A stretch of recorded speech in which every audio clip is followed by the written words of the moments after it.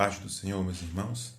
Vamos dar início a mais uma aula sobre o Novo Testamento, tá? Lembrando os irmãos que é importante que cada um tenha uma Bíblia, ou física ou digital, né, que possa ser usado para consulta, tá? É importante lermos a Bíblia. Os livros, tá, nos ajudam, mas o nosso principal manual de conduta é a Bíblia, então é importante termos ela em mãos, tá?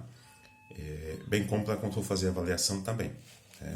É importante termos ela para que possamos usá-la como consulta. Tá? Continuando nossa aula, né, nós vamos ver hoje um pouco sobre o Evangelho segundo São João, tá? As cartas de Paulo, tá? Algumas delas, como Romanos e Gálatas. E a início, né, começamos pelo Evangelho segundo escreveu João. Tá? Esse é o quarto evangelho. Ele se distingue, tá, dos evangelhos sinópticos, né, por algumas características especiais. Tá? Só destacamos alguns atos. É possível perceber, tá, no livro, né, que João ele destaca alguns atos de Jesus. Tá? Por quê? Porque a ênfase ele está no discurso de reflexão, tá, e de meditação, que gira em torno da salvação de Deus em Jesus, tá, do conhecimento de Deus e da fé daqueles que está se revelando. Então, nesses discursos, encontramos uma linguagem peculiar, tá, que pode ser definida com mais exatidão. Tá? Então, aqui nós passamos a conhecer Jesus como Filho de Deus, tá, que tinha um relacionamento único e íntimo com o Pai. Tá? Então, a vida de Jesus, ela reflete a glória de Deus. Está lá escrito em João capítulo 1, versículo 14. Tá? E alcança o seu ápice na morte da cruz e na ressurreição. Tá?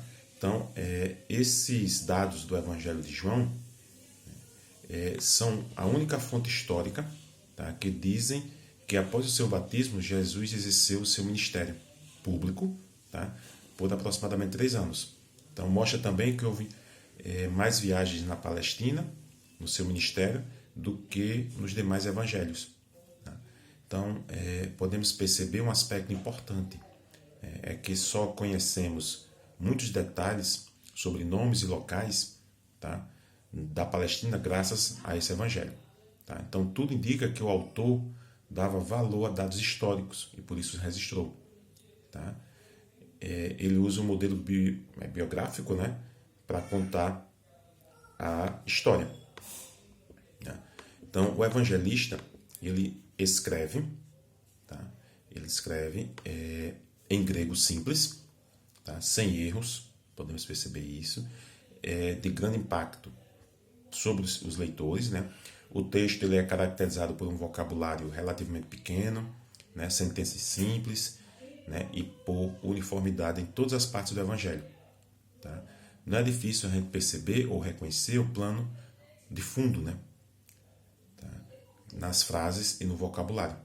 Tá? Algumas vezes o evangelista ele preservou expressões hebraicas no texto grego, mas as traduziu, na maioria das vezes, para seus leitores gregos, como Rabi, né, Rabon, Messias, Amém, Hosana, Maná e outros. Tá? Então isso mostra que ele estava preocupado em traduzir as palavras de Jesus de Nazaré, tá, para a língua de seu contexto helenístico. Tá? Então o autor ele usa um estilo inconfundível, que também é reconhecível, tá, na primeira carta de João. Ele convida o leitor à reflexão. Tá? O estilo ele é reforçado no prólogo, mas também é encontrado em muitos outros lugares do Evangelho. Tá? Principalmente nos discursos e na oração sacerdotal, lá no capítulo 17 de João. Né? Como devemos então interpretar esse estilo? Tá?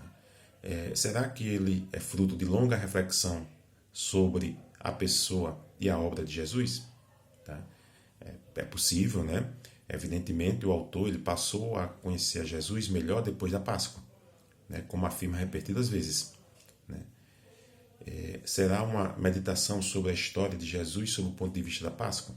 Se for assim, né, a gente tem como, né, não teríamos discursos de Jesus nos evangelhos, né? Mas meditações de um discurso sobre as palavras de Jesus.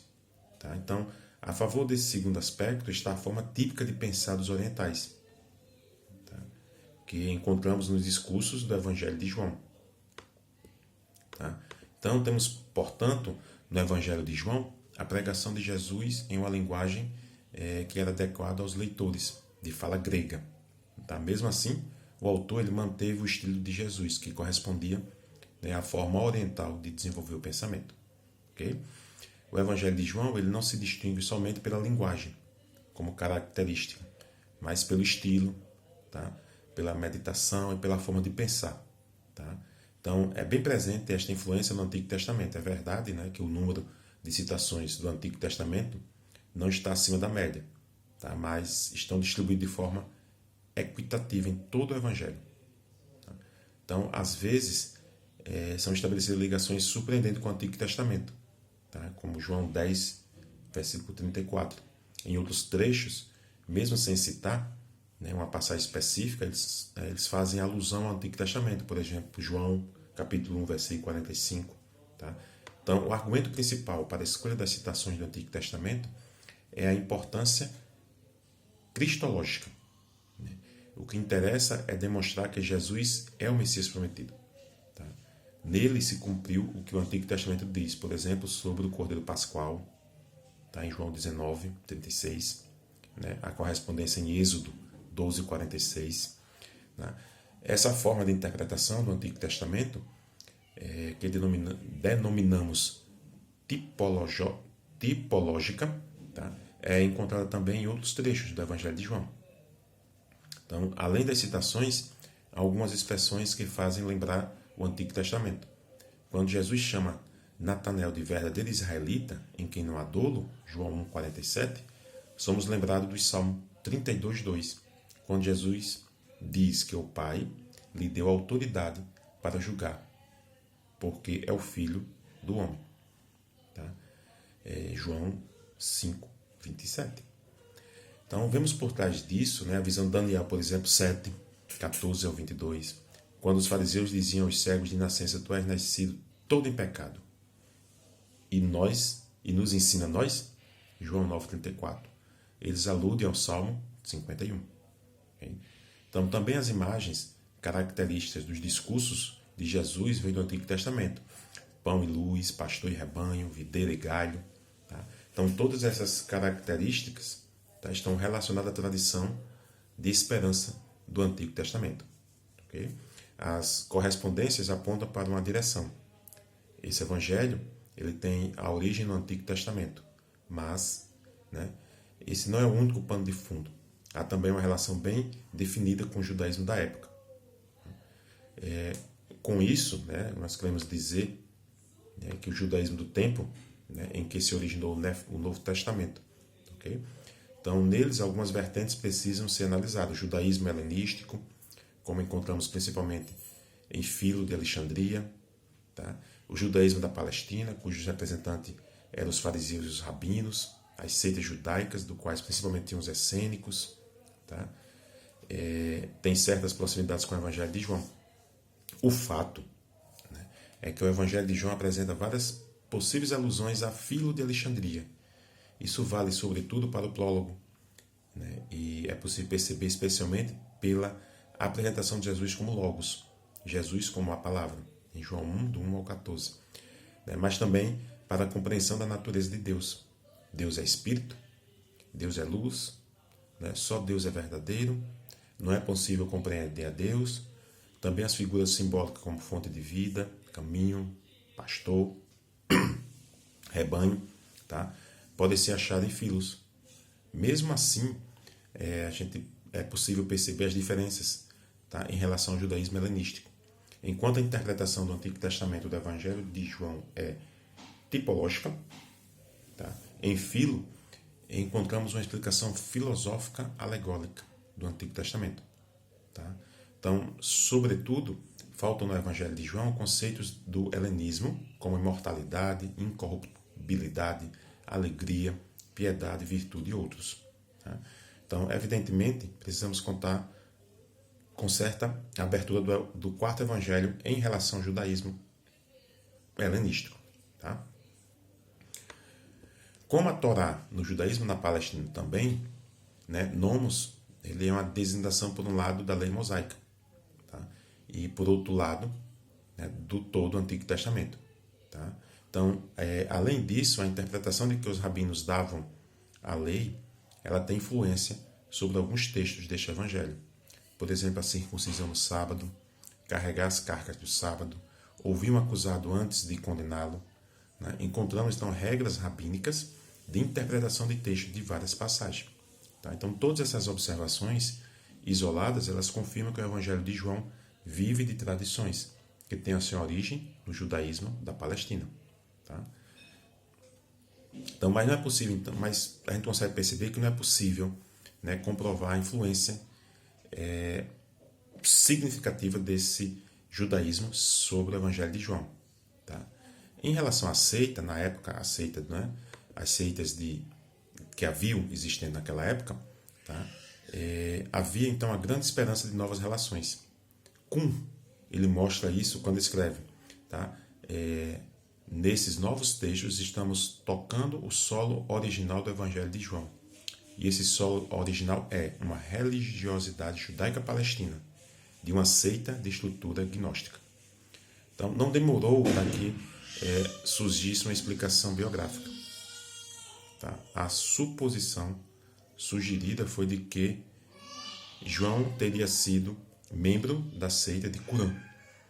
Tá? O seu estilo de vida marcado pelo ascetismo, a pregação no deserto, o seu chamado claro arrependimento, eram provas dessa teoria. João, filho de Zebedeu, era discípulo de João Batista. Tá? Isso é percebido em João capítulo 1, versículo 35 ao 42. Como autor do quarto evangelho, né, teria transmitido essa influência do Quirum. Tá? Quirum era uma seita existente na época judaica, tá? Na Palestina judaica.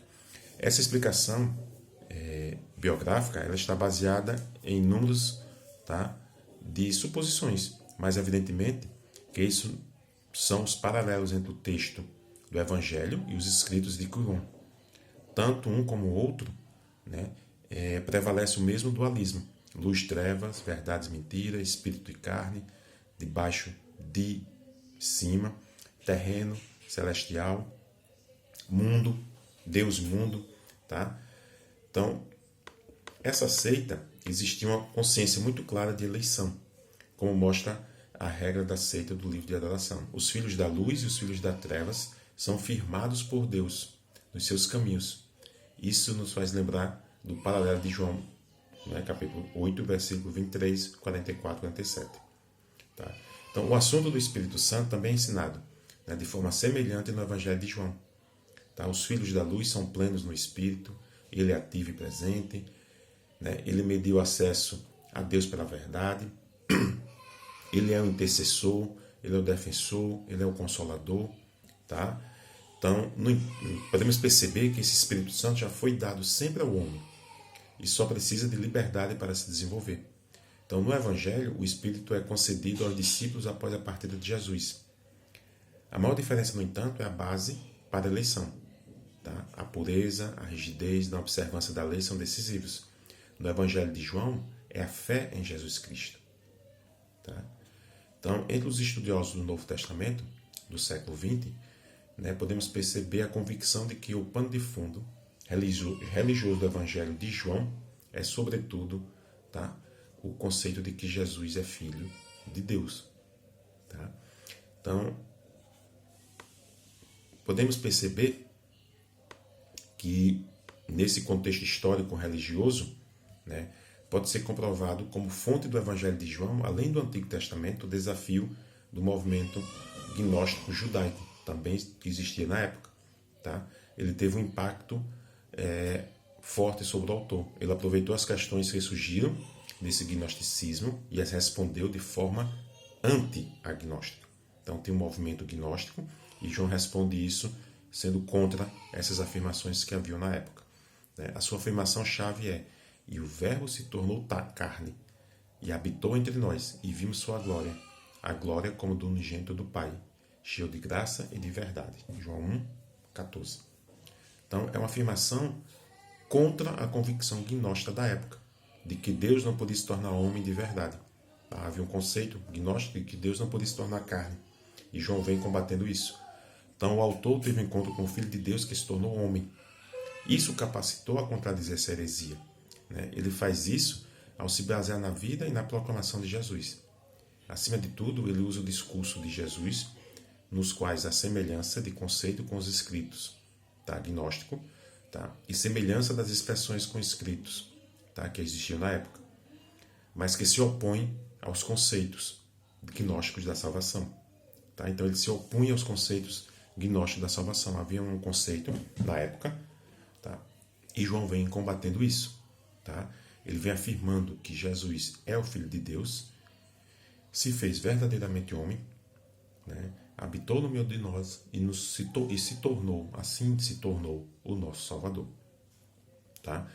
O Evangelho de João, ele apresenta 4 ênfases teológicas: o ensino sobre Jesus, cristologia; o ensino sobre a salvação do homem, a soteriologia; o ensino sobre a igreja, eclesiologia; e o ensino sobre as últimas coisas, escatologia.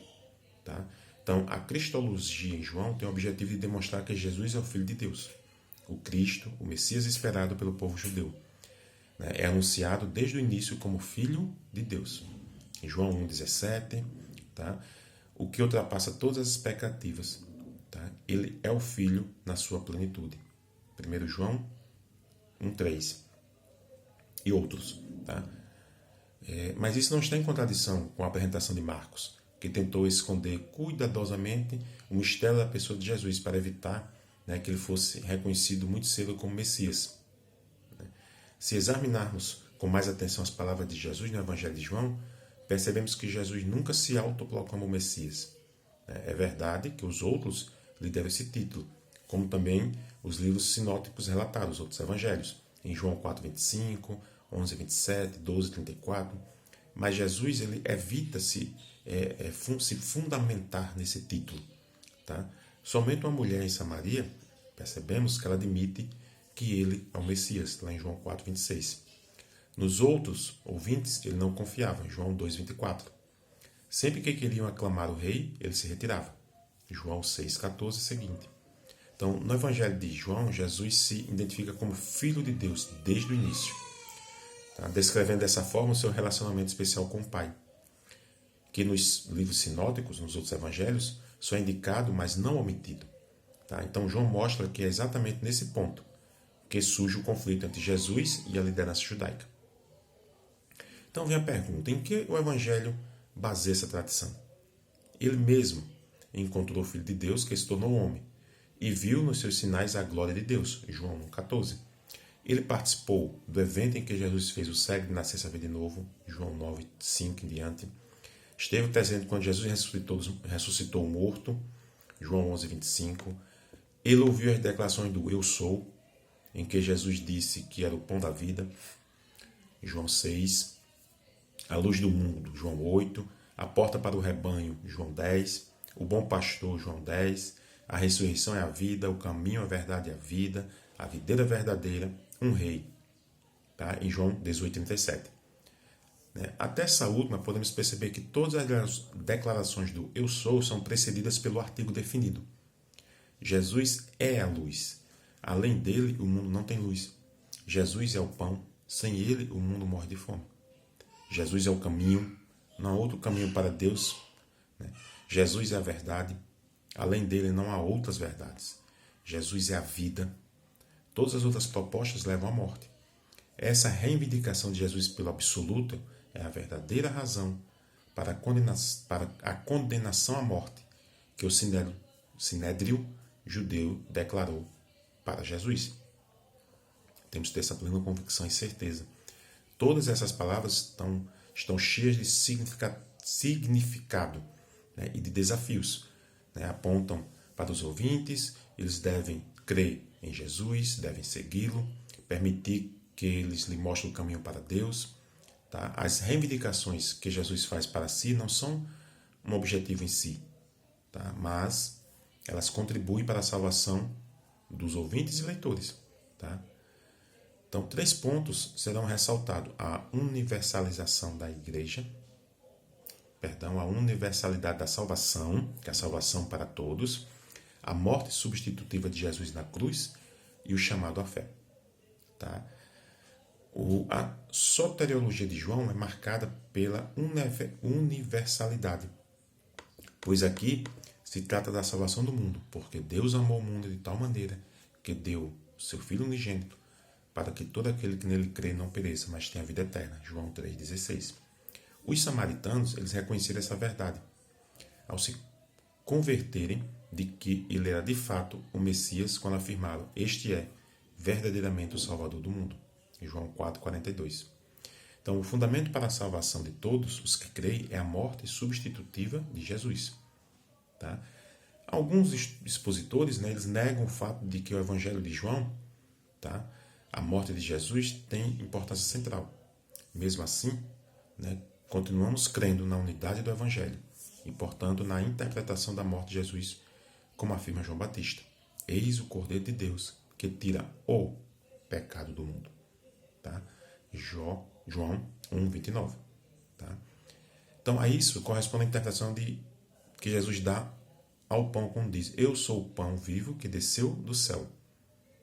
O pão que eu darei pela vida do mundo é a minha carne. Então, é importante notar também o grande valor que João dá ao chamado à fé. João 3,16, 5,24 e outros. Tá? Mas o que significa fé em João? Frequentemente podemos encontrar então em João um conceito sobre como crer e reconhecer, crer e confessar, lado a lado. Disso podemos concluir então que crer significa reconhecer as palavras de Jesus como vindas do céu, né, que as revelou, e assim também, né, reconhecer e se associar à pessoa de Jesus. Tá? A soteriologia em João, ela é também caracterizada pela universalidade, porque diz respeito a todos. Ela indica, né, para a fé e para o discipulado do indivíduo. A morte de Jesus recebe importância central para a salvação do mundo. Né? Ela é interpretada como morte vicária e morte sobre todos os poderes inimigos de Deus. Tá? Está lá em João 19:30. Tá? Então, o que significa a igreja? Que significado a igreja tem para os crentes? Será que nesse evangelho temos orientação para a eclesiologia? Ou João diz respeito somente ao indivíduo? Tá? Então, o termo igreja, ele não aparece no 4º evangelho, mas será que ele omite o conceito de igreja? Quem lê os capítulos 10, 15, 17, 20, 19, 23,